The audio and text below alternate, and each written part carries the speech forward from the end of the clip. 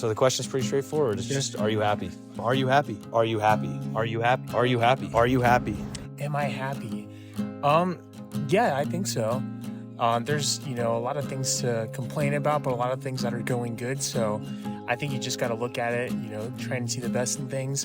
And then, I'm a Christian, so I believe in Jesus, and I have hope that, even if things don't work out the way I expect them to, then, I can always count on God and just put my trust in him. And, no matter what happens, I know that I always have that assurance. So I would say, yeah, I'm happy, despite circumstances going wrong, circumstances going right. That's kind of where I put my hope in. I guess day to day, we all have our bad days, you know what I mean?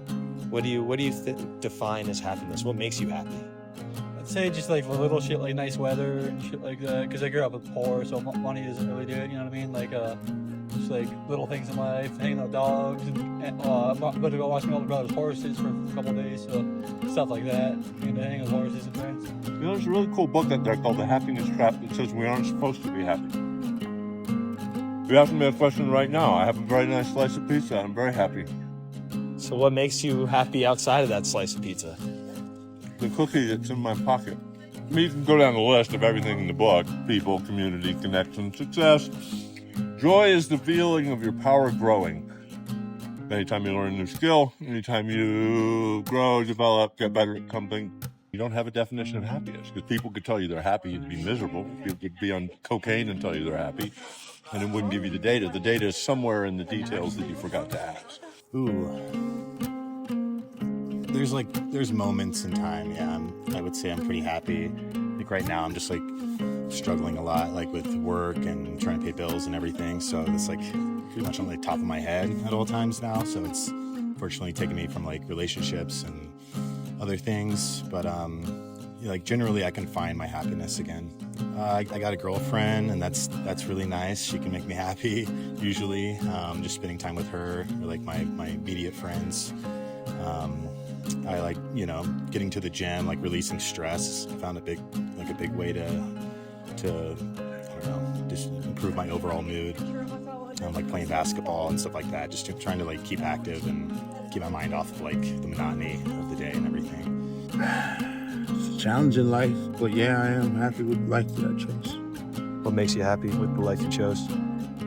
It wasn't forced on me. I had to put it together, custom built it. Just things run in cycles. They just come and go, and they phase in, phase out. It's just one of those things that phases in, phases out. So that's a really deep question, man. And I'll preface this interview by saying that I've been through some really crazy shit this last year and a half, and like almost decided not to be here a couple of times in the last couple of years due to some health shit. And it's a lot of these questions I've been through the ringer, and it's helped me to, I don't know, I've like definitely found a level of happiness that I didn't know I could find, but I've also like been through some shit. Are you willing to speak on that anymore? Yeah, no, it's cool. Like I'm at a point, I've definitely like, I've had to rewire a lot, and I feel like I'm at a good point. It's probably the best point in the last couple of years to do this interview. So there we go. I will, and it's good to talk about this stuff too. Psychologically speaking, it's good to vocalize some of this crazy stuff. So I feel like this is not it's cool. All good. So what are some things that make you happy? I see you got your pup here. Yeah, man. This guy's definitely a huge part of things, and he's taught me to slow down. He's a really old dog, and he's taught me to slow down a lot. And like, we've been through a lot together, so it's good to have the therapy dog. But then also, I've actually had to touch back into like my art side, my creative side, which was where I started. That was my origins. And I got away from that into the trades, and a lot of the stuff I've been dealing with is a result of putting myself in the hands of other people and in a job situation, and trust and all that stuff. And so I kind of like had to break down those barriers, but also do stuff that makes me feel good. And one of those things is art. Art, music, creative stuff that like taps into the roots. Like it goes deeper than anything really, and especially when you're all whacked out sometimes it's the only familiar thing, and that's what it's been for me. Or like getting through some really dark times, I've like clung to the creative stuff, and it's been, I don't know where I would have been if I didn't have that as something that was an innate part of my being. So you got your therapy dog here, but do you actively see somebody that you talk to? You know what? No, I haven't actually gone any therapy. There's been many times when I probably should have gone and seen a therapist, but I've been through a lot. I've been through a lot in the sense where I've already kind of had to, been through like TBIs and stuff where I've had to rewrite my whole brain function, and there's just things that I've been through where it's, I don't know, the thought of going to therapy, it feels daunting because I'd have to, you have to explain, but at some point, like I'd like to. Have you ever seen somebody for mental health, like a therapist or anything? Yeah, I've seen 3 different therapists during my lifetime. I've been in therapy since I was 13. And yeah. How does that help or hurt or change your mental health? I've definitely learned a lot about how my brain works and how to use my own thoughts as like either fuel for positive change or as reflection for negative change, to make the most out of like what I'm thinking about at any given time. I think for me, I don't know if the male thing, but I don't dive too deep, and I still don't get too personal with my counselors. Yeah. So I don't feel like they ever actually know me. I'm still very guarded. So, but it's a great outlet to talk about things that are personal that you just don't talk about with anybody else. So I think it has a lot of value, but I've never found probably the right counselor, so to speak, that really, gets down to the heart of things.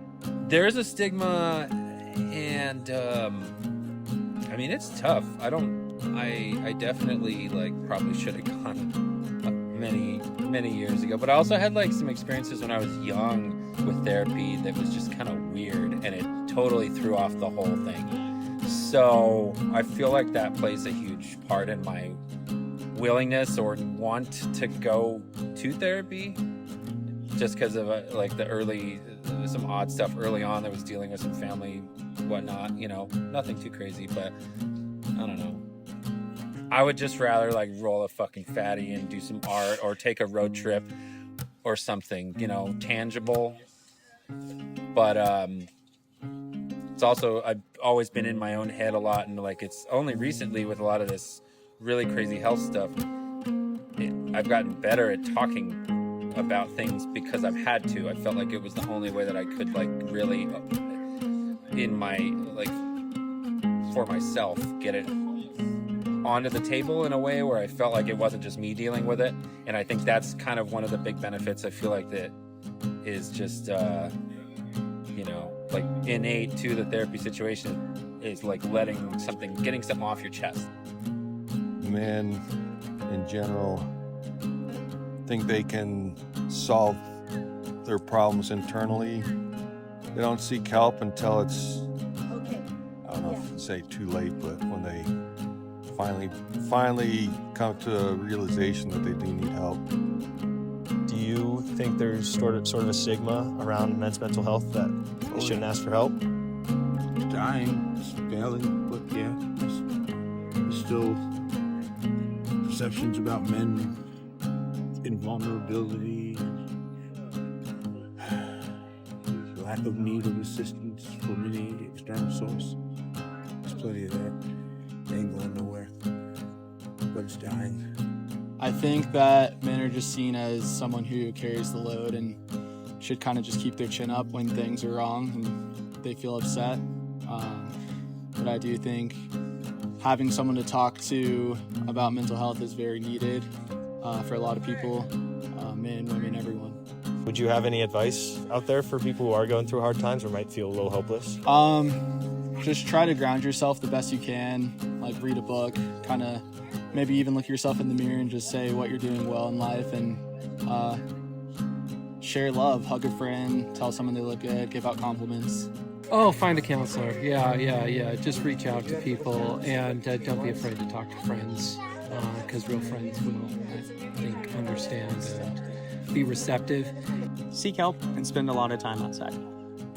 Being honest allows us to have integrity, and integrity allows us to keep mind and body all cohesive instead of going in different directions, lying this way, lying that way, and lying in that direction and that direction. Honesty helps maintain integrity. Yeah, just keep trying. You know, it seems it can get like really dark, you know, in life, but there's always someone you can lean on. There's always people who are willing to help, even like strangers like y'all, you know, like I feel like y'all are good guys. So just talk to somebody, you know, and get out of your head a little bit and just keep pushing on. Recognize, I think the key to happiness is relationships, and work on building those out.